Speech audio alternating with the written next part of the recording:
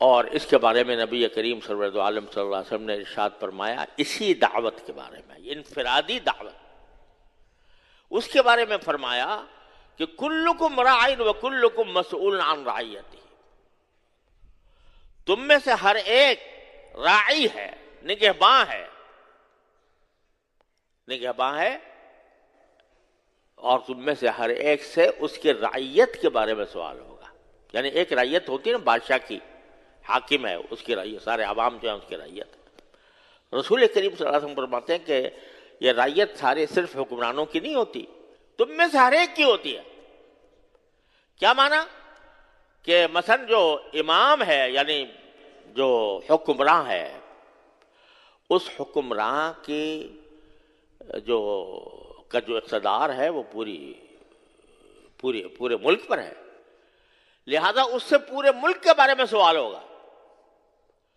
اس کا کام ہے کہ اگر کوئی برائی پیدا ہو رہی ہے معاشرے میں تو اس کو قوت سے روکے، قانون کے زور سے روکے، اپنی سیاسی طاقت کے ذریعے روکے، اور اگر نہیں روکتا تو آخرت میں اس سے باز پرس ہوگی کہ تمہارے دور اقتدار میں یہ خرابیاں ہو رہی تھیں، تم نے کیوں نہیں روکا؟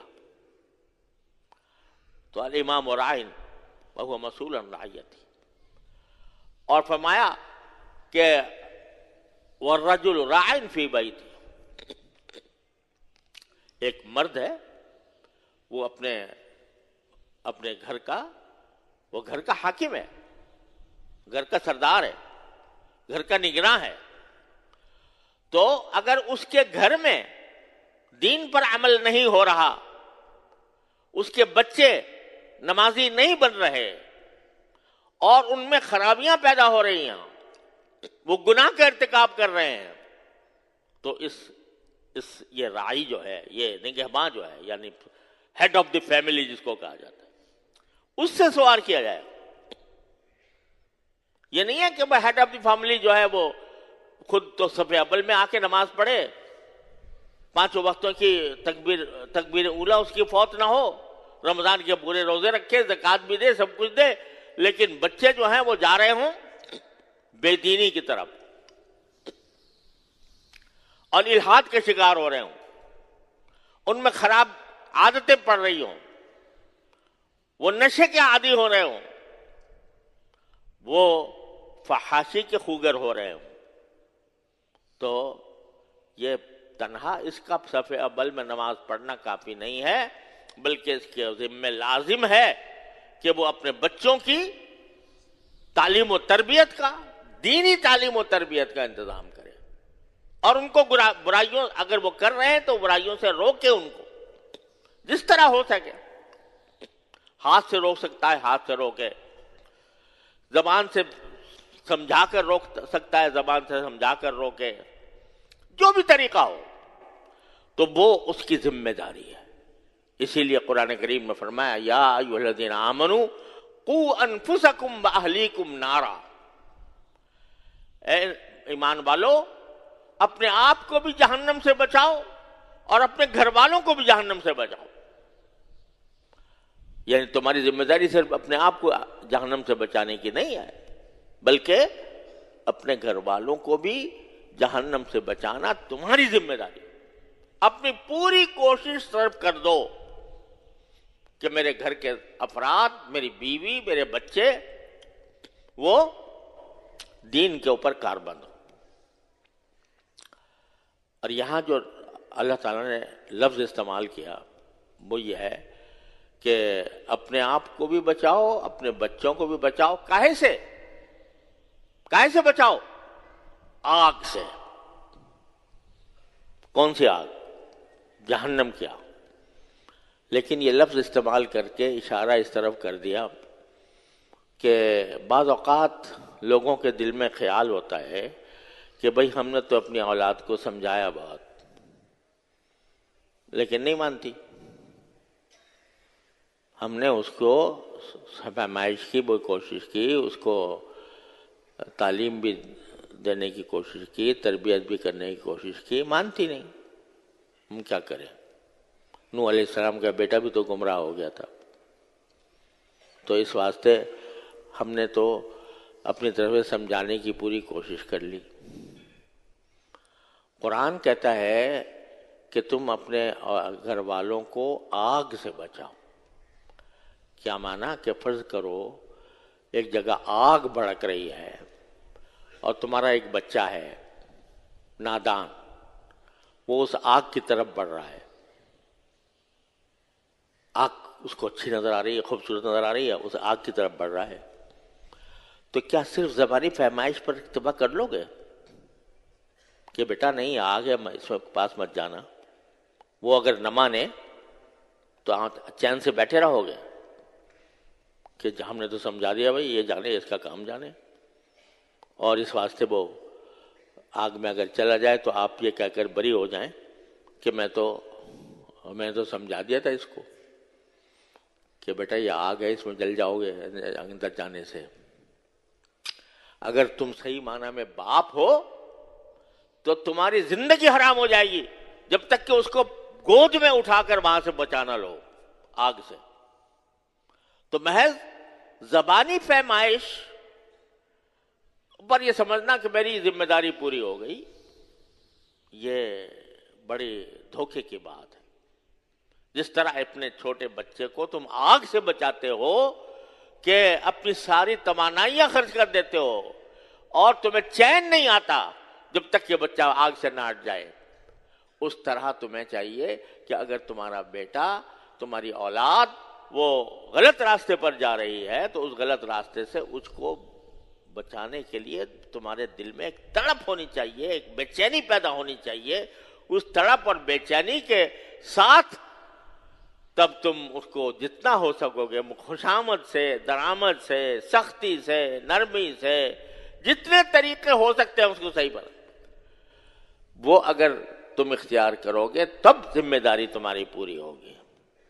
لیکن محض یہ کہہ دو، اول تو کہتے ہی نہیں، بھائی جا رہا ہے یہ زمانہ ہی ایسا ہے، کیا کریں بھائی، سارے زمانے کا جو دستور ہے ویسے ہی ہمارا بیٹا بھی کر رہا ہے، ویسے ہی ہمارے بچے بھی کر رہے ہیں، کوئی فکر ہی نہیں ہے. اور اگر بالفرض فکر ہے تو ایک آدھ مرتبہ سمجھا دیا بس فارغ ہو گئے. یہ کام نہیں ہے. قوا انفسکم واہلیکم نارا، اپنے آپ کو بھی جہنم سے بچاؤ، اپنے اہل و عیال کو بھی جہنم سے بچاؤ. تو یہ ہے کہ انسان اپنے گھر میں راعی ہوتا ہے، نگہباں ہوتا ہے، وہ حاکم ہوتا ہے، حاکم کا ہوتا ہے. اور فرمایا والمرأۃ راعیۃ فی بیت زوجہا، عورت جو ہے وہ اپنے شوہر کے گھر میں نگراں ہے. یعنی جب شوہر تو چلا جاتا ہے کام پہ اور گھر کا سارا کام خواتین کرتی ہیں، تو وہ خواتین جو ہیں وہ بھی نگراں ہیں. کاہے کی نگراں ہیں؟ کہ ان کے گھر میں کوئی ناجائز کام نہ ہو، ان کے گھر میں کوئی کسی گناہ کا ارتکاب نہ ہو. وہ شوہر کے مال کی بھی حفاظت کریں اور خود اپنی بھی حفاظت کریں اور اپنے گھر کے اندر کسی گناہ کو برداشت نہ کریں. وہی مسئولۃ عن رعیتہا، چونکہ عورت کا گھر اس کا دائرہ اقتدار ہے، لہذا آخرت میں اس سے سوال ہوگا کہ تم نے اپنے اس گھر کی حفاظت اور اس گھر کو گناہوں سے بچانے کے لیے کیا کیا. یہ مسئولۃ عن رعیتہا.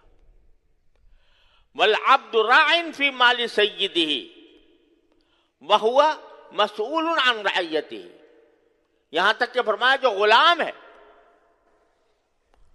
اس وقت تو غلام جو باقاعدہ ملکیت میں ہوتے تھے لوگوں کے، تو غلام سے زیادہ بے وزن کوئی چیز نہیں ہوتی. لیکن فرمایا کہ غلام بھی راعی ہے، وہ بھی نگہباں ہے. کس کا؟ اپنے آقا کے مال کا. اب یہ اللہ کا شکر ہے، اب غلام تو رہے نہیں، غلام تو ہے نہیں، لیکن نوکر ہوتے ہیں، ملازم ہوتے ہیں. تو جو نوکر اور ملازم ہیں وہ بھی نگراں ہیں، جس کے ہاں کام کر رہے ہیں اس کے مال کے نگراں ہیں. وَهُوَ مَسْئُولٌ عَنْ رَعِيَّتِهِ، اور اس سے بھی آخرت میں سوال ہوگا کہ جس کے ہاں تم کام کر رہے تھے یا جس کے دفتر میں کام کر رہے تھے، اس کے مقاصد کو پورا کرنے کے لیے اور اس کو برائی سے بچانے کے لیے تم نے کیا کیا۔ تو یہ انفرادی ذمہ داری ہے۔ بل تکم منکم امۃ، وہ نہیں بلکہ کنتم خیر امۃ اخرجت للناس۔ تو خوب سمجھ لیجئے کہ جو عمومی خطاب ہے بعض اور تقریر اور تحریر، عمومی طور پر لوگوں کو دین کی دعوت دینا، یہ ہر ایک کا کام نہیں۔ بل تکم منکم، وہ تم میں سے کچھ لوگ ہونے چاہیے جو صلاحیت رکھتے ہوں دعوت للخیر کی اور امر المعروف کی اور نہی عن المنکر کی۔ لیکن انفرادی سطح پر ہر انسان ذمہ دار ہے اپنے ماحول کو درست کرنے کا۔ آج ہم پر جو بلا مسلط ہے، جو معاشرہ خراب ہو چکا ہے اور دین سے دور جا چکا ہے، اس کی ایک بہت بڑی وجہ یہ ہے کہ ہم نے اپنی یہ انفرادی ذمہ داری چھوڑ دی ہے۔ آنکھوں سے برا کام ہوتے دیکھتے ہیں اور امید ہوتی ہے کہ اگر آپ ان کو روکیں تو رک جائیں گے، پھر بھی نہیں روکتے۔ اگر خاندان کا سربراہ جو ہے، وہ جو ہمارے تقریبات میں جو منکرات ہوتے ہیں، گناہ ہوتے ہیں، اگر سربراہ خاندان یہ کہہ دے کہ میں شریک نہیں ہوں گا اگر تمہارے ہاں یہ مخلوط اجتماع ہوگا مردوں اور عورتوں کا، عورتیں بن سنور کے آئیں گی اور مردوں کے ساتھ بیٹھیں گی، میں نہیں شریک ہوں گا، دیکھو پھر کیا ہوتا ہے۔ لیکن ہم نے سپر ڈال دیا ہے، ہم نے گھٹنے ٹیک دیے ہیں برائی کے آگے، اور اس کی وجہ یہ ہے کہ برائی کی برائی ہونے کا احساس دلوں سے مٹ رہا ہے، گناہ کے گناہ ہونے کا احساس دل سے مٹ رہا ہے۔ اس کی ذمہ داری ہم میں سے ہر ایک پر عائد ہوتی ہے۔ تو اللہ تعالیٰ کے خاطر اللہ تبارک و تعالیٰ کے اس حکم کے مطابق ہم اپنی جانوں پر رحم کریں، اپنے معاشرے کو فساد سے بچائیں، اور معاشرے کو فساد سے بچانے کا طریقہ یہی ہے کہ ہر شخص اپنے حلقہ اثر میں دین کی بات پہنچائے اور اس پر عمل کرے۔